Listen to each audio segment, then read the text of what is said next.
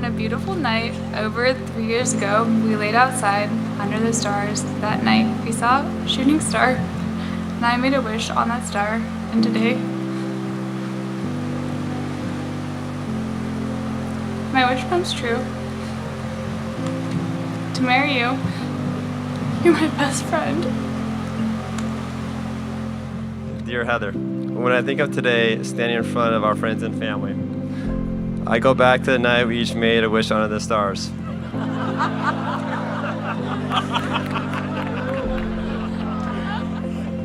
We did not share stories beforehand, by the way. I could just tell basically outside there when you guys were on the beach, you guys had this special bond. You laugh together, you have fun, you joke, you're your best friends. When your vows were the same, that is hard to do. It's so beautiful. Thank you. It's so beautiful. You're so handsome. Aww. You know, you two fell in love by chance, but you're here by choice. You're making a choice. You're both choosing each other. You've chosen to be with someone who enhances you, who makes you think, makes you smile, and makes every day brighter. You're about to make promises to each other that you intend to keep. You're going to vow to take care of each other, to stand up for one another. There's a simple premise to each of these promises. You're vowing to be there. You're teaming up and saying to the other, every experience I'm going to have, I want you to be a part of.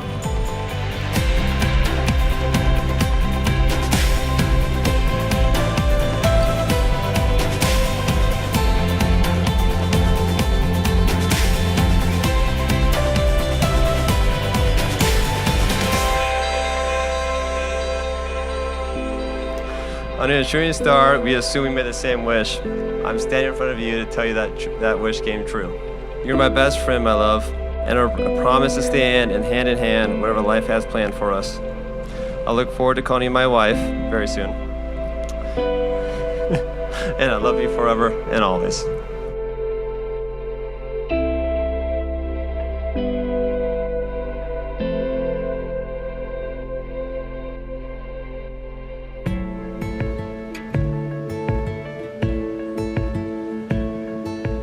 I was entering my senior year of high school when I found out I had a baby sister on the way.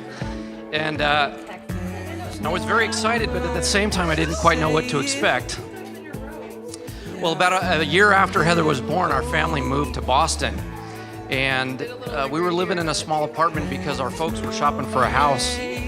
And I was sleeping on the living room floor. And every morning about 5 a.m., little Heather would come crawling into the room and rip all the covers off of me and just want to play and jump all over me.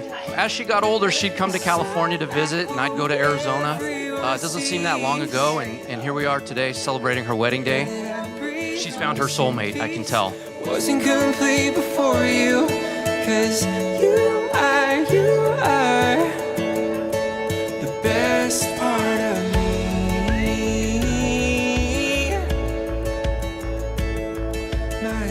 I could tell you so many stories about the good times, the weird times, even the really gross times we've had, but it really all boils down to the same thing. She's just one of the most amazing people in this world. Let me tell you a little story about Heather. I was in San Diego and I got sick for about 2 weeks. And she was sitting on the couch and the head doctor came in and he said, "Are there any questions?" Well, Heather asked about E. And then the doctor turned around and he said, "Who's the patient here?" So Heather has been great. They are a perfect match.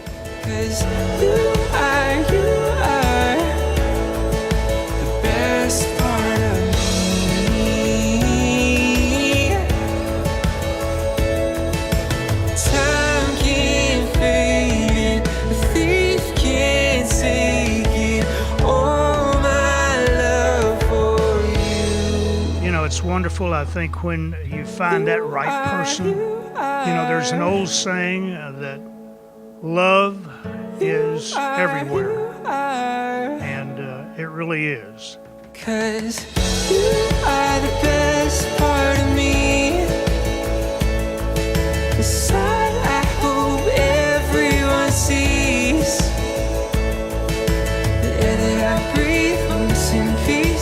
power vested in me by the great state of California and UniversalLifeChurch.com, I now pronounce you husband and wife. Marc, you may kiss your bride.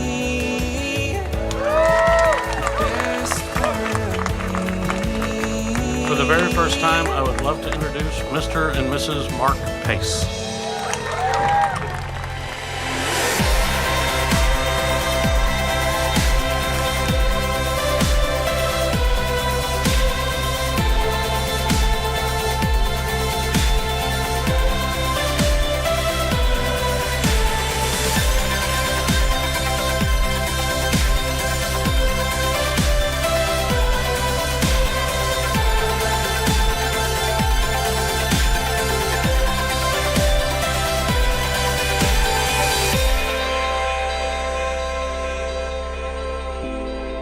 Winnie the Pooh once said, if you live to be 100, I hope I live to be 100 minus one day, so I never have to live without you.